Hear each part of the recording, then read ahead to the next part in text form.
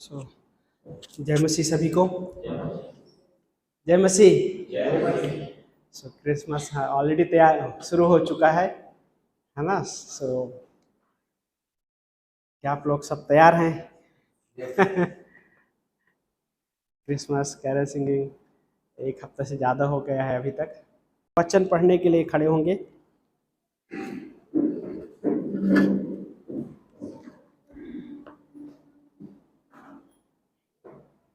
और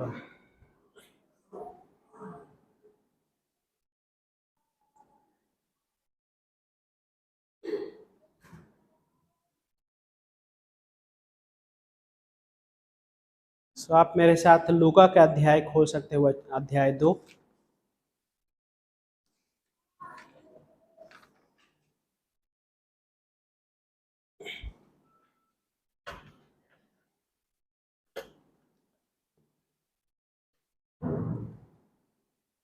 लूका के अध्याय 2 और वचन नंबर 8 से पढ़ेंगे। उसी प्रदेश में कुछ चरवाहे थे जो रात के समय मैदान में रहकर अपने झुंड की रखवाली कर रहे थे, और अचानक प्रभु का एक दूत उनके सामने आ खड़ा हुआ। प्रभु का तेज उनके चारों ओर चमका और वे अत्यंत भयभीत हो गए। तब स्वर्गदूत ने उनसे कहा, डरो मत, क्योंकि देखो मैं तुम्हें बड़े आनंद का सुसमाचार सुनाता हूँ जो सब लोगों के लिए होगा, क्योंकि आज दाऊद के नगर में तुम्हारे लिए एक उद्धारकर्ता जन्मा है, और यही मसीह प्रभु है। और इसका तुम्हारे लिए यह चिन्ह होगा कि तुम एक बच्चे को कपड़े में लिपटा और चरनी में लेटा हुआ पाओगे। सो प्रार्थना करते हैं। प्यारे पिता परमेश्वर, हम धन्यवाद करते हैं परमेश्वर, आपके नाम को बड़ाई प्रशंसा देते हैं लॉर्ड। प्रभु आप हमारे लिए इस दुनिया में आए प्रभु, धन्यवाद करते हैं परमेश्वर, आपके नाम को महिमा प्रशंसा देते हैं लॉर्ड। प्रभु धन्यवाद इस कलीसिया के लिए परमेश्वर, जो आपने हमें इस कलीसिया में रखे हैं परमेश्वर। धन्यवाद करते हैं परमेश्वर इस समय जो इन वचनों को परमेश्वर आशीषित कीजिए प्रभु, हर किसी से बातें कीजिए प्रभु जी लॉर्ड। टच कीजिए हर एक के जीवन को लॉर्ड। चंगाई, जिन्हें चंगाई की आवश्यकता है परमेश्वर उन्हें चंगाई दीजिए लॉर्ड, मनों में, शरीरों में प्रभु, और आत्मा में परमेश्वर, और भावनाओं में प्रभु चंगाई दीजिए परमेश्वर। धन्यवाद करते हैं। ब्लेस कीजिए हर किसी को परमेश्वर, जो ऑनलाइन सुनेंगे प्रभु उन्हें भी आशीषित कीजिए प्रभु। धन्यवाद करते हैं यीशु मसीह के नाम से, आमीन।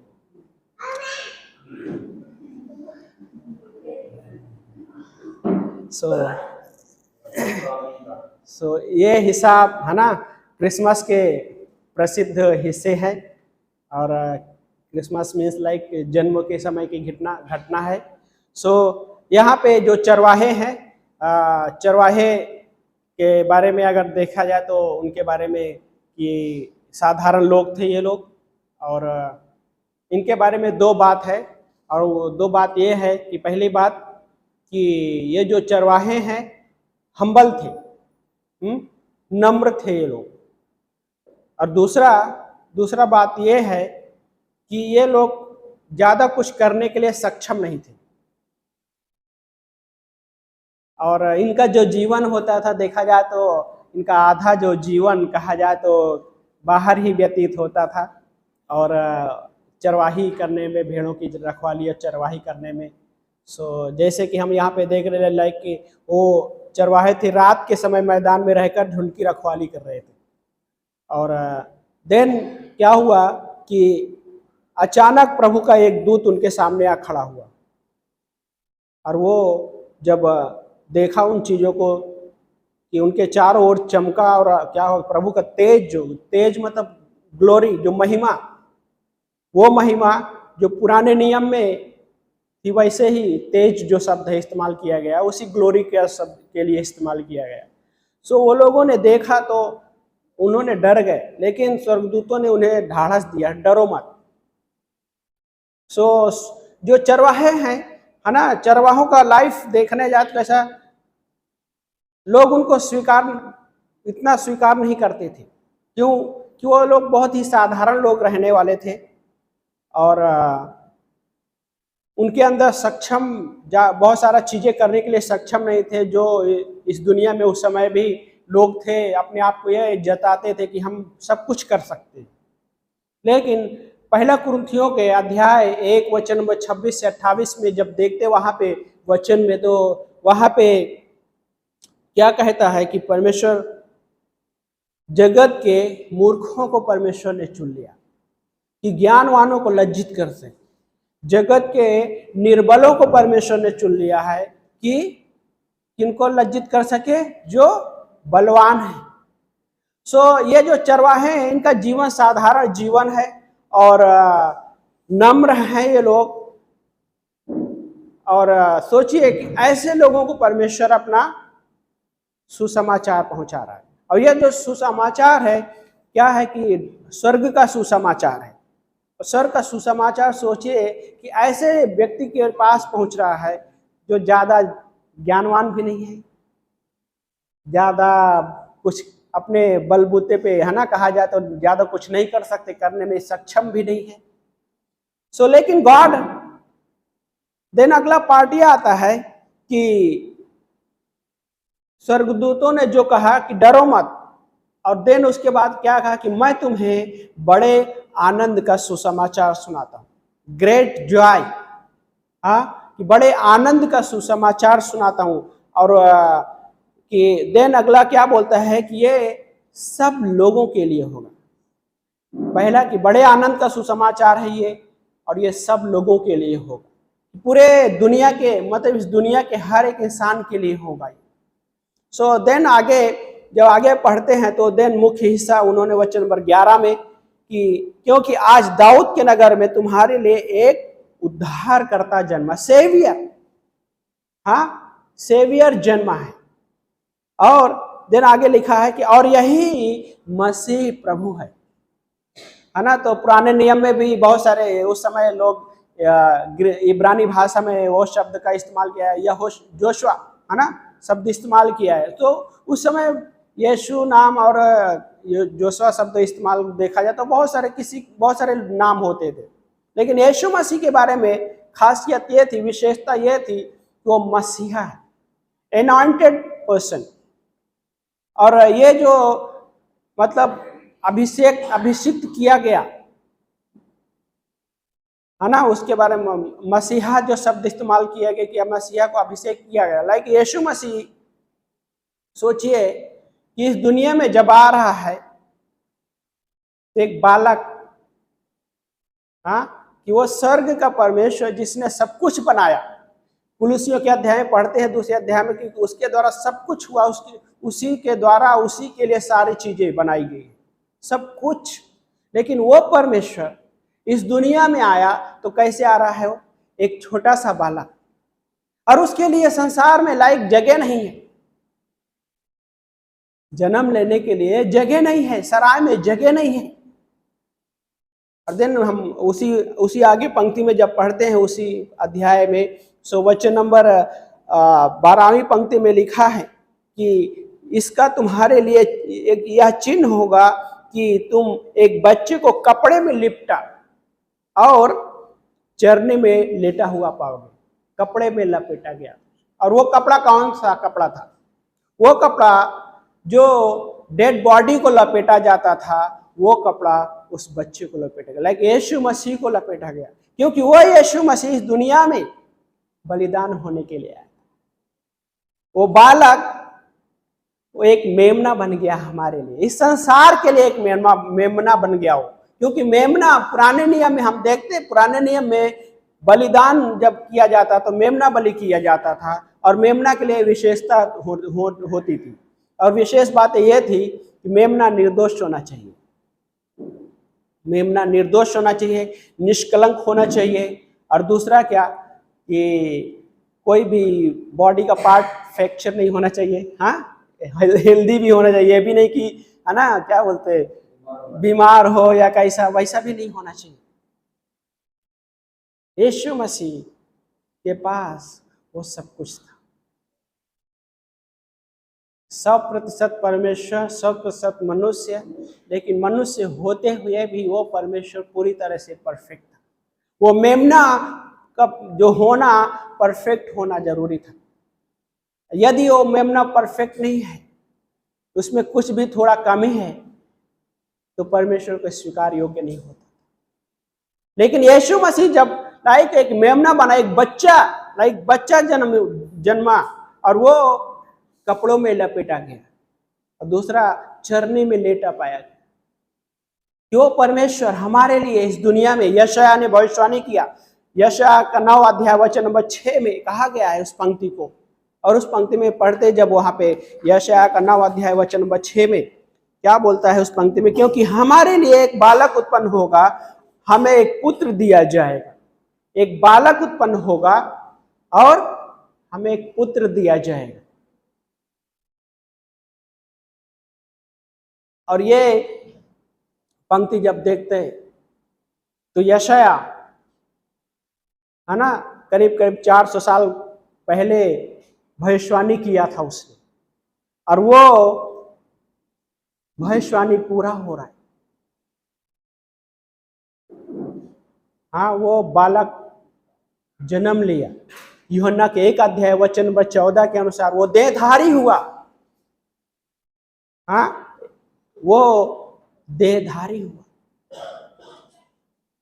सो वो मेमना जो सारे इंसानी जाति के लिए बलि होने वाला है, वो एक जब चरनी में पाया गया उसे, तो कपड़ों में लपेटा हुआ पाया गया। और वो कपड़ा लाइक वो डेड बॉडी का कपड़ा। और सोचने जैसा कि ये संसार में कोई भी पेरेंट्स कहूँ मैं, या माता पिता कहें, या कोई भी इंसान अपने बच्चे को जन्म होगा तो पहली बात तो वो जगह नहीं चुनाव करेगा इसी जगह, हाँ, जहाँ पे जानवर बांधे जाते हैं। और दूसरा कि डेड बॉडी का कपड़ा कोई नहीं ये इस्तेमाल करेगा। क्यों? क्योंकि एक विचार होता है कि हमारा बच्चा जन्म हुआ है तो इस संसार में जीने के लिए आया, तो कैसे हम ये चीज इस्तेमाल करें। लेकिन यीशु मसीह इस दुनिया में आया तो पहली बात तो उसको जगह नहीं सराय में, और जब जगह भी मिली जन्म लेने के लिए तो चरनी में, गौशाले में जन्म लिया। और ये मरियम और यूसुफ के लिए कठिन था बाय द वे, कोई, है ना, आज के, लेकिन फिर भी उन्होंने उस चीज को स्वीकार किया क्योंकि उसमें परमेश्वर की मर्जी शामिल थी, परमेश्वर की इच्छा शामिल थी। और दूसरी बात लाइक नम्र होना, जब एक जो प्रिंसिपल है नम्र होने में, नम्र होना बहुत कठिन होता है, लेकिन नम्र तब हो पाते हैं जब हम परमेश्वर की मर्जी को जानने की कोशिश करते हैं। यदि परमेश्वर की मर्जी जानना है तो नम्र होना बहुत जरूरी है। यदि नम्र नहीं हो रहे तो परमेश्वर की मर्जी को जानने के बजाय क्या होगा, उसकी मर्जी को जानने से बाहर निकल सकता है। लाइक ये शब्द है कि हमें नहीं जानना है, लेकिन यीशु मसीह गलातियों का 4 अध्याय वचन नंबर 4 में क्या कहता है, पौलुस जब लिख रहे वहां पे,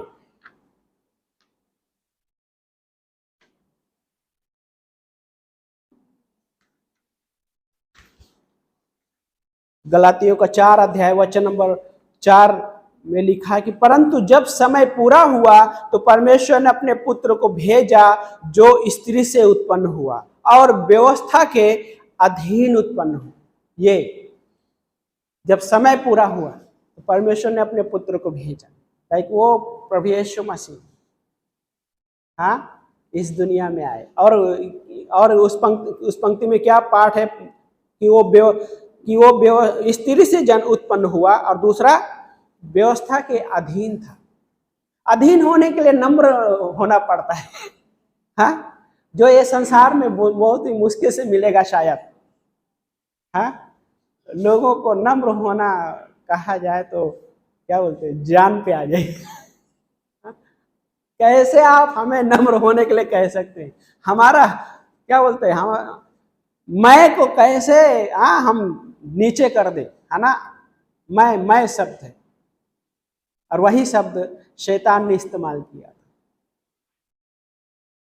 यशायाह का अध्याय में पढ़ते हैं, यहेजकेल 28, यशायाह 14वां अध्याय, तो वहां पे जब पढ़ते हैं उस लूसीफर के बारे में, लूसीफर ने अपने मन में घमंड किया। सोचिए, एक वर्शिपर था, वो आराधक था, लेकिन उसके मन में घमंड आया, मैं, और उसे 5 बार ऐसे शब्दों को इस्तेमाल किया। और वो शब्दों में इस्तेमाल करते हुए क्या कहा कि मैं परम प्रधान पर से भी ऊंचा अपना सिंहासन बनाऊं। बहुत ऐसे 5 शब्द इस्तेमाल किया। क्या था? अधीन में नहीं हो पाया, नम्र नहीं हो पाया, और वो आत्मिक रूप से बगावत किया उसने। कुटिलता जो शब्द उसमें लिखा गया, यहेजकेल अध्याय में पढ़ेंगे 28 में, कुटिलता जो शब्द है, तो कुटिलता का मतलब होता है कि इमोशनली रिबेलियस, भावनात्मक रूप से बगावत करना। और ये भावनात्मक रूप से बगावत करना बहुत खतरनाक होता है, बाय द वे। और जब कोई इंसान भावनात्मक रूप से बगावत करता है तो वो कभी नम्र नहीं हो सकता। और शैतान उसके पहले वर्शिपर था, आराधक था। सोचिए, फ्रंट में, है ना, इसके लिए क्या बोलते हैं, वर्शिप का प्लेस बहुत बहुत खास है, लेकिन हर एक वर्शिपर को बहुत चौकन्ना रहने की आवश्यकता है। हाँ, नम्र होना, लाइक कहने के बाद सोचिए थोड़ी देर के लिए, लाइक वर्शिपर खड़े हैं, एक दूसरे के अधीन में ना होते हुए कैसा सुर जाएगा। हाँ, क्या लगता है? लेकिन लूसीफर उस प्लेस पे था, स्वर्ग में, परमेश्वर के लाइक वो सिंहासन पे आराधक था, लेकिन उसके अंदर क्या है, घमंड आया, नम्र नहीं हो पाया। और फिर क्या हुआ? परमेश्वर को पता होगा, उसको तो पता है, वो सर्वज्ञानी परमेश्वर है। और परमेश्वर ने क्या बोलता है, उसके साथ 1/3 स्वर्गदूत भी थे, उनको स्वर्ग से पृथ्वी फेंक दिया। सो यीशु मसीह जब जन्मे तो व्यवस्था के अधीन थे। तो व्यवस्था के अधीन होना मीन्स क्या? कि वो परमेश्वर सारी चीजों से गुजरे हो, मनुष्य होते हुए परमेश्वर की हर एक उस व्यवस्था को क्या किया? पूरा किया उसने। बपतिस्मा से लेकर हर एक व्यवस्था को उसने पूरा किया। यूहन्ना बपतिस्मा देने वाला कहा कि मैं तो योग्य नहीं हूं बपतिस्मा देने के लिए, मुझे तो आपसे बपतिस्मा लेना चाहिए। यहां तक यूहन्ना बोलता है कि मैं तो तुम्हारे जूती के बंद भी खोलने के योग्य नहीं हूं। लेकिन यीशु मसीह ने क्या कहा? यीशु मसीह ने कहा, इस रीति से इस चीज को होने दे, धार्मिकता को पूरा हो। यीशु मसीह स्वर्ग का परमेश्वर होते हुए जिसे सब कुछ बनाया, एक इंसान यूहन्ना लाइक यस, यीशु मसीह उसके बारे में बोलते हैं कि स्त्रियों में से जन्मा जो सबसे, है ना, आखिरी भविष्यवक्ता था, लेकिन उसके बारे में महानता बात, उसने विशेषता भी बताई, महान है वो, लेकिन उस व्यक्ति के अधीन हो गया वो। सोचिए, शैतान ने जब परीक्षा किया यीशु मसीह को, यीशु मसीह क्या बोला कि सिर्फ मुझे एक बार दंडवत कर दे, मेरी आराधना कर दे, मैं सब कुछ तुझे दे दूंगा। क्यों? लाइक जिस परमेश्वर ने सब कुछ बनाया, शैतान कहता है कि मुझे एक बार दंडवत कर दो, मेरी आराधना कर, मैं तो सब कुछ दे दूंगा। लेकिन सोचिए, वो परमेश्वर इतना नम्र हो गया कि लाइक शैतान की नहीं सुना। यीशु मसीह ने वचन के द्वारा जवाब दिया, लेकिन यूहन्ना के अधीन हो गया। वो सारी व्यवस्था को कंप्लीट किया। और उस व्यवस्था में एक और आ जाता है कि लाइक वो मेमना बना जब ही, तो मेमना की हर एक विशेषता उसके अंदर पाई गई, हर एक। वो मसीहा जो इस दुनिया में हर एक इंसान के बारे में लाइक जानने वाला वो परमेश्वर है। सेवियर जो उद्धार करता शब्द है, लाइक दूसरा शब्द और है, एक रिडीमर, डिवाइन रिडीमर जो शब्द है वो लाइक छुटकारा देने वाला। अच्छा, तो वो परमेश्वर कैसा है कि लाइक मनुष्य जो पाप की वजह से शापित है, अभिशाप पड़ा हुआ है सारे इंसानी जाति में, और उस मनुष्य के प्राण में, आत्मा में जो लाइक वो हिस्सा है, उस चीज से छुटकारा देने के लिए इस दुनिया में आया। लोगों को बंधन से छुटकारा देने के लिए आया इस दुनिया में। लाइक सोचने लाइक ये क्रिसमस का जो महीना, इस दुनिया के हर एक इंसान के लिए लाइक जो बंधन में है, जो दुखों में है, जो तकलीफों में है, उन चीज़ों से छुटकारा देने के लिए इस दुनिया में आया। सोचिए, असली क्रिसमस वही है जब यीशु मसीह को अपने जीवन में स्वीकार करता है इंसान। क्योंकि यीशु मसीह सिर्फ इस जगत में नहीं परंतु हर एक इंसान के हृदय में वो जन्म लेना चाहता है, और जितनों ने उसे स्वीकार किया उस आनंद का अनुभव किया जो स्वर्गदूतों ने सुनाया वहां। मैं तुम्हें एक बड़े आनंद का सुसमाचार सुनाता हूं, ग्रेट जॉय। और यह ग्रेट जॉय साधारण नहीं था बाइबल, क्योंकि ये जो संदेश भी है स्वर्ग का संदेश है, और जो जन्मा हुआ है वो स्वर्ग का बनाने वाला भी है और इस दुनिया का बनाने वाला है, और वो एक छुटकारा देने वाला रिडीमर भी है। अय्यूब उसके बारे में कहता है 19 अध्याय के वचन नंबर 25 से बोलता है कि मेरा छुड़ाने वाला जीवित है। अय्यूब तकलीफों में है, सोचिए थोड़ी देर के लिए, इतनी सारी तकलीफें हैं उसके लाइफ में, लेकिन क्या कहता है कि मेरा छुड़ाने वाला जीवित है। कि उसको लाइक विश्वास है उस रिडीमर के बारे में कि वो मुझे छोड़ेगा नहीं। ऐसी तकलीफों में होते हुए कठिन होता है कई बार। हाँ, कैसे हम तो तकलीफ में गुजरे, कैसे, लेकिन वो रिडीमर जब इस दुनिया में आया तो हर एक के जीवन को उस आनंद से भरने का एक उद्देश्य था उसके पास। और सबसे बड़ा उद्देश्य यह था कि हर एक इंसान उस उद्धार करता जो लाइक वो सेवियर है उसको ग्रहण करे, उसको ग्रहण करे।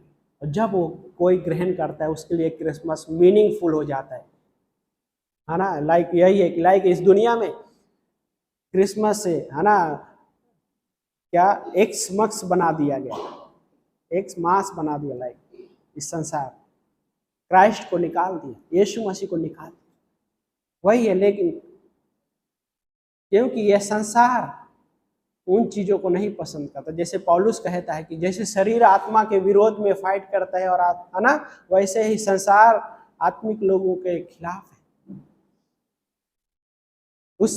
उस परमेश्वर ने लाइक जो दुनिया को बनाया, जो इंसान से प्रेम करता है, बिना शर्त का प्रेम करता है, उसी इंसान को शुरुआती से लाइक इस दुनिया में जब आ रहा है परमेश्वर, उसके लिए जगह नहीं मिल रही। जब जन्म भी हुआ तो गौशाले में जन्म हो रहा है, जब उसके बाद कपड़ों में लपेटा जा रहा है उसको। और यही सब रीजन देखते हुए लाइक कहने को यहूदी लोगों ने कहा कि ये तो मसीहा नहीं हो सकता, क्योंकि हमारे अनुसार नहीं जन्मा। क्यों मसीहा और राजा का जन्म होना चाहिए तो एक राजमहल में जन्म होना चाहिए उनके अनुसार। और वही तो जब क्रूस पे थे यीशु मसीह, तो क्रूस पे जब उस पेन में जो दर्द में लटके हुए थे 6 घंटे तक, उनके शरीर में कपड़े नहीं थे, सिर्फ कुछ ही कपड़े थे, लेकिन कितनों को उसने कपड़े पहना दिए। और वो कपड़े थे धार्मिकता के कपड़े और उद्धार के कपड़े थे। 2 चोर थे वहां पे। एक चोर बोलता है, हे यीशु यदि तू परमेश्वर है तो हमें बचा और अपने आप को और हमें भी बचा। दूसरे चोर ने कहा, अरे मूर्ख, हमने तो पूरी जिंदगी वही किया जो बुरा था। लेकिन उस चोर ने कहा, हे यीशु अपने राज्य में मुझे याद करना। यीशु मसीह ने कहा, तू आज ही मेरे साथ स्वर्गलोक में रहे। यीशु मसीह ने ऐसे व्यक्ति को लाइक धार्मिकता के कपड़े पहना दिए, उद्धार के कपड़े पहना दिए, स्वयं अर्धनग्न होते हुए भी लोगों को कपड़ा पहना है। इस दुनिया के इंसान को लाइक वो जीवन दिया जो इंसान को जिस जीवन की जरूरत है, जिस जीवन की वो इच्छा कर रहा है। इस दुनिया में हर एक इंसान वो जीवन की इच्छा कर रहा है, लेकिन नहीं वो पाता, क्योंकि वो कोई और दिशा में चला जाता है। क्योंकि वो मार्ग जो स्वयं प्रभु यीशु मसीह है, उस मार्ग को इनकार करके कोई और मार्ग अपना लेता है, क्योंकि और कोई मार्ग ही नहीं है सिवाय यीशु के। और इसलिए यीशु मसीह ने कहा कि मार्ग, सत्य, जीवन मैं हूं। और बिना मेरे द्वारा कोई पिता के पास नहीं पहुंच सकता। लाइक वो मेमना बलि होने के लिए आया है ना। कल पास्टर रोशन वहां पे प्रीच कर रहे थे कि मेमना के बारे में, हाँ, कि इंसान है ना क्या होता है, छोटी छोटी बातों में गुस्सा होता है। हाँ, वो निर्दोष मेमना था, लाइक बलि होने वाला। वो क्या बोलता है कि मेमना को जब बलि किया गया तो भी रोता, मेमना भी रोता था। लेकिन यीशु मसीह इस तरह से नहीं रोया कि मुझे दर्द हो रहा है, सर में दर्द हो रहा है, या मुझे पीठ में दर्द हो रहा है, मेरे पैरों में दर्द हो रहा है, इस प्रकार से नहीं रोया है यीशु मसीह। रोया तो इस वजह से रोया, मतलब क्राई, इंग्लिश में बोलते हैं क्राई, पुकार, पुकार शब्द था, रोना उस तरह रोना नहीं था। और वो कैसा था, हे पिता तूने मुझे क्यों छोड़ दिया। ये इंग्लिश में क्राई जो शब्द है, पुकारना, ये शब्द था, बल्कि रोना शब्द नहीं था। लेकिन वो एक चीज और वो बोल रहे थे कि सोचिए, इंसान, कुछ चीजें ऐसी चीजें होती है तो इंसान क्रोधित हो जाता है छोटी छोटी बातों में। बहुमूल्य चीज कोई होती है ना, नुकसान होने लगता है तो क्रोधित हो जाता है ना। गलती कोई करता है, इस तरह से हम सब ने तो इतनी सारी गलती किया, पिता तो क्रोधित होता तो जस्ट क्या बोलता है उसी क्षण में क्रोधित हो जाता। लेकिन पिता अपने क्रोध को जाहिर नहीं किया, परंतु उस क्रोध को उस पुत्र ने क्रूस पे जब बलिदान किया तो उस क्रोध को शांत किया। उस क्रोध को क्या किया, शांत किया। लाइक उसको हम इंग्लिश में एक शब्द है अनलिमिटेड अटोनमेंट जो शब्द है, प्रायश्चित हिंदी में शब्द है। लाइक हर एक इंसान के लिए वो प्रायश्चित बना। और जब वो बलिदान हुआ तो पिता का जो क्रोध था, क्रोध क्यों था कि सारी इंसानी जाति पापी है, परमेश्वर की अवज्ञा किया है, आज्ञा का उल्लंघन किया है।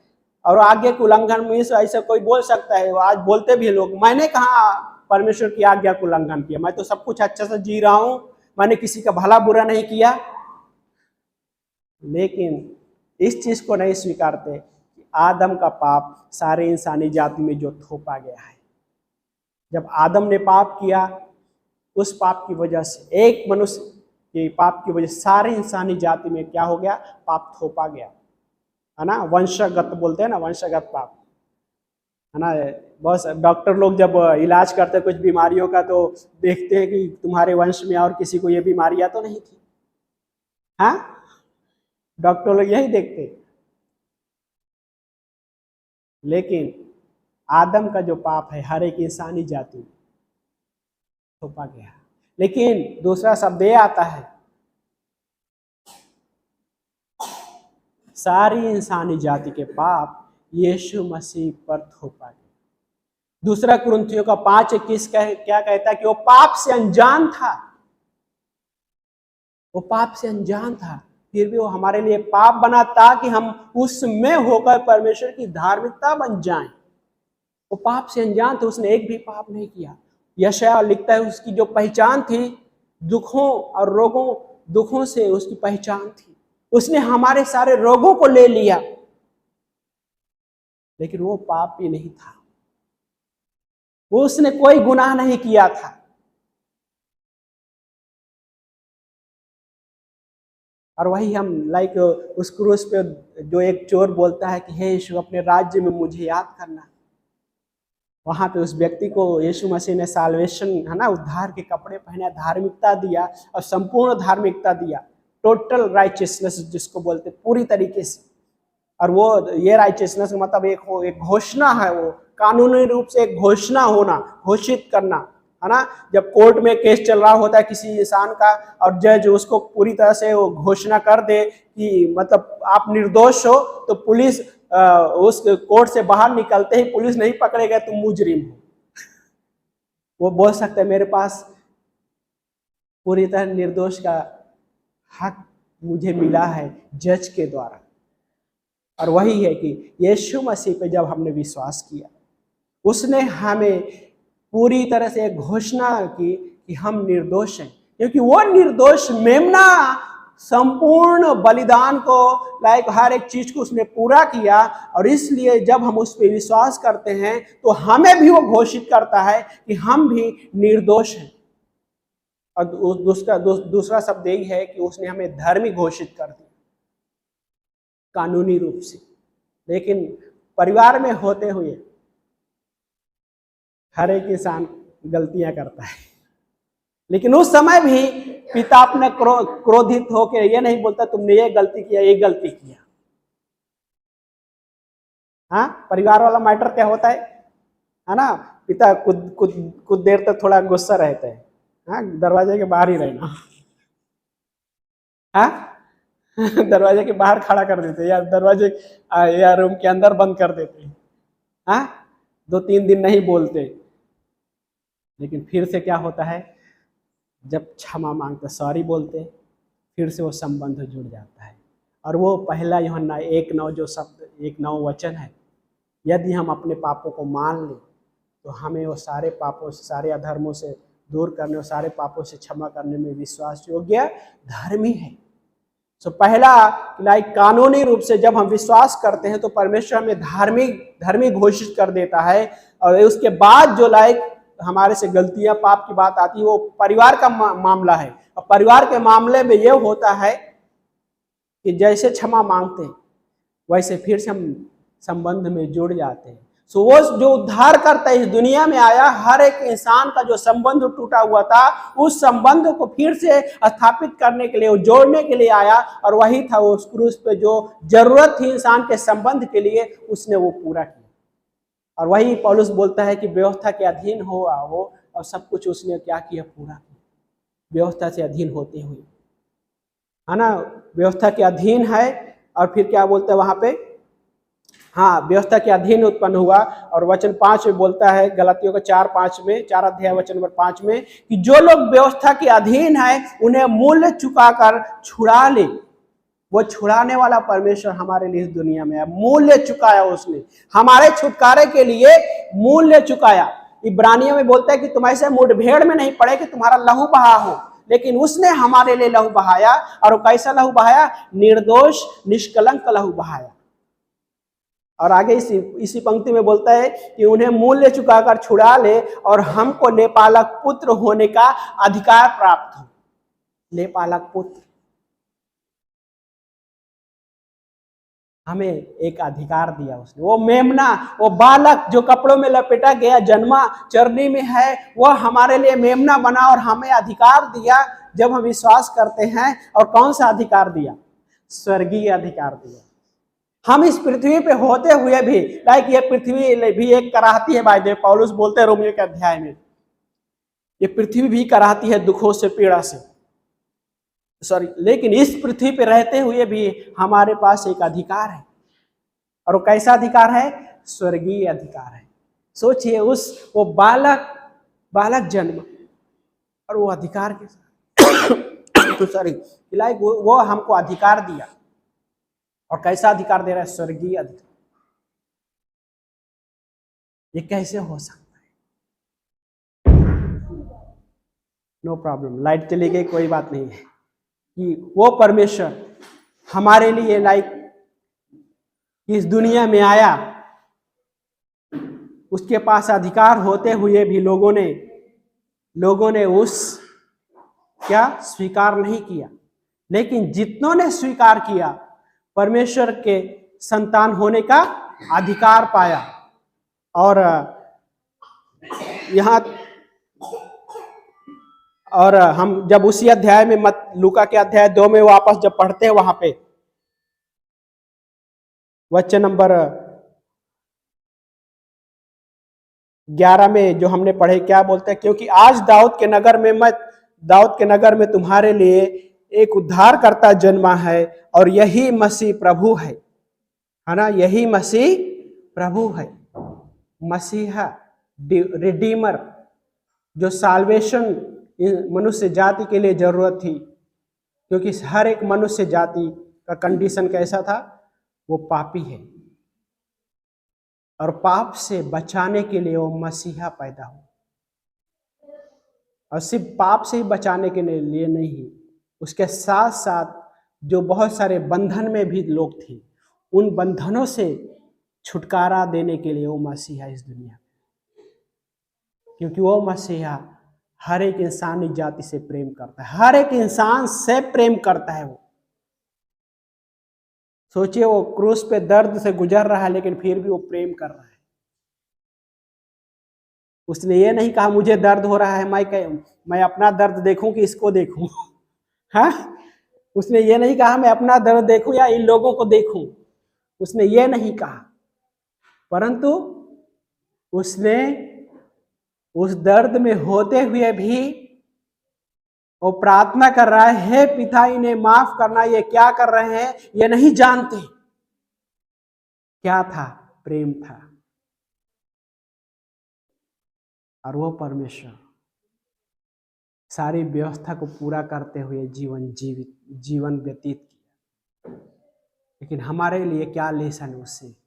हमारे लिए लेसन ये है कि जिस तरह से वो अधीन रहा, हमें भी एक दूसरे के अधीन होते हुए, उस परमेश्वर के अधीन होते हुए, उसके वचनों के अधीन होते हुए जब जीवन जीते हैं तो उसमें एक बहुत बड़ी आशीष है। क्योंकि पहला पतरस का अध्याय 5 वचन नंबर 5 में कहता है कि परमेश्वर अभिमानियों का विरोध करता है, परंतु क्या है? दीनों पर अनुग्रह करता है।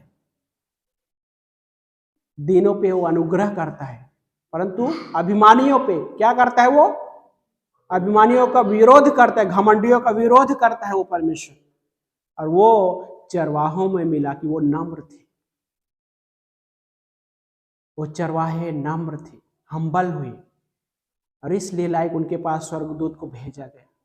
अगर वो भी अभिमानी होते, घमंडी होते, तो क्या उनके पास सुसमाचार पहुंचता? लाइक कहने का मतलब क्या स्वर्गदूत उनके पास भेजे जाते? लेकिन स्वर्गदूतों को परमेश्वर ने उनके पास भेजा। और वो डरना बाय द वे देखा जाए तो क्या था? ऐसी कोई चीजें होती है तो हर कोई डरता है ना? न्यायों की किताब में शिमशोन के माता पिता ने जब देखा तो वो डर गए। क्या डर गए? वो यहोवा के दूत को, मतलब यीशु मसीह स्वयं को देखा उन्होंने तो डर गए। और किस वजह डर गए? कि क्योंकि उस समय जब कोई ऐसे परमेश्वर को आमने सामने देखता था तो मर जाता था, मतलब ये डर था। लेकिन उन्होंने कहा हम तो नहीं मरे, लेकिन उनके अंदर भी डर था, ये कैसे हो सकता? लेकिन स्वर्गदूत जब आए तो उन्होंने क्या कहा? डरो मत, मैं तुम्हें एक बड़े आनंद का सुसमाचार सुनाया जो सब लोगों के लिए होगा, सब लोगों के लिए होगा। इसीलिए तो ये क्या बोलते हैं, Christianity is not religion, this is relationship with living God. ये एक संस्था नहीं है, एक जीवित परमेश्वर के साथ संबंध का हिस्सा है। और वही संबंध सारी इंसानी जाति का जो पाप की वजह से टूटा हुआ था, लाइक वो उस व्यक्ति के लिए क्रिसमस मीनिंगफुल हो जाएगा जो व्यक्ति यीशु मसीह पे विश्वास करके उद्धार ग्रहण करेगा। उसके लिए वो क्रिसमस का आनंद, उतना ही वो आनंद को समझ पाएगा जब वो यीशु मसीह पे विश्वास करता है। उसके लिए मीनिंगफुल तब होगा जब वो विश्वास करता है, क्योंकि वो परमेश्वर हर एक मनुष्य के हृदय में जीवन में जन्म लेना चाहता है। और इसीलिए इस दुनिया में वो आया, हमारे लिए पाप बना। उसको जो उसकी पहचान थी, रोगों और दुखों से उसकी पहचान थी, लेकिन वो हमारे लिए क्रूस में बलिदान होकर तीसरे दिन जी उठा। तीसरे दिन जी उठकर 500 लोगों को दिखाई दिया इस दुनिया में। और अलग कहने को तब 40 दिन 40 रात रहते हुए और अलग अलग लोगों को दिखाई दिया। लेकिन क्या उसका भी क्या मकसद था दिखाई देने का? ये था, मकसद ये था कि मैं जीवित हूँ, वो मसीहा जो क्रूस पे मरने आया था, वो युगान युग जीवित है। मलकीसिदक याजक के अनुसार वो युगान युग जीवित है। वो इब्रानियों का अध्याय में जब पढ़ते हैं, युगान युग जीवित है परमेश्वर। याजक का क्या होता था? याजक हमेशा बना नहीं रहता था, लेकिन यीशु मसीह ऐसा याजक है जो युगान युग जीवित है।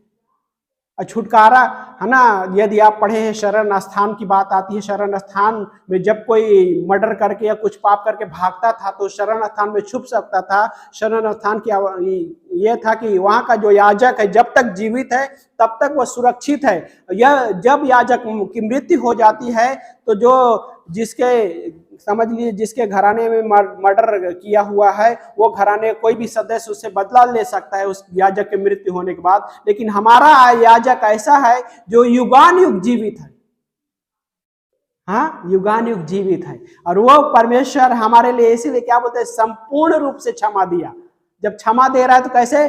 पूरी रूप से क्षमा दिया, है ना। हबाकुक में आई थिंक एक पंक्ति, हबाकुक में कौन सा क्या बोलते हैं कि तेरी आंखें इतनी शुद्ध है कि तू पाप की ओर देख भी नहीं सकता, बुराई की ओर देख भी नहीं सकता। और इसलिए परमेश्वर ने हमें सारे पापों से क्षमा दिया। और जब हमें हेवन में जब हम रहेंगे तो हमें क्या बोलते हैं, एक बीमा न्यायासन शब्द है। बीमा न्यायासन का मतलब होता है इनाम का न्यायासन। तो हम विश्वासी का न्याय नहीं होगा, लेकिन अविश्वासी का न्याय होगा स्वे सिंहासन पर। और वो न्याय के समय भी परमेश्वर लोगों के पाप ये नहीं करेगा। इसीलिए तो क्या बोलते हैं, उस पुस्तक में हर एक के रिकॉर्ड लिखा जा रहा है। लेकिन मसीही लोगों का रिकॉर्ड ये है कि वो बीमा न्यायासन पे, इनाम का न्यायासन जो कहलाता है, उस पे इनाम का हिस्सा रहेगा। लेकिन इनाम जब इस दुनिया में रहते हुए जिस तरह से जब हम उसके भय में नम्र होकर जीवन जीते हैं, सुसमाचार को लेकर जब आगे बढ़ते हैं, आज्ञा पालन में जब जीवन जीते हुए, वो इनाम इकट्ठा हो रहा है हर एक उसके रिकॉर्ड में। और वो परमेश्वर आज हमारे जीवन में जन्म लिया इसलिए कि हम उसकी महिमा करें, उसकी महिमा कर सके। जब पुराने नियम में जो तंबू था, जब उस परम पवित्र स्थान में जब क्या होता था कि वो उस परमेश्वर की महिमा जब वहां पे आई तो पूरा महिमा भर गया, उस तंबू महिमा से भर गया था तंबू। लेकिन आज हमारे जीवन में जब वो आया है, हमारे जीवन में जन्म लिया है, तो क्या है कि हम उसको महिमा दे सके। हाँ, उसको महिमा दे सके। आमीन। आइए प्रार्थना करते हैं।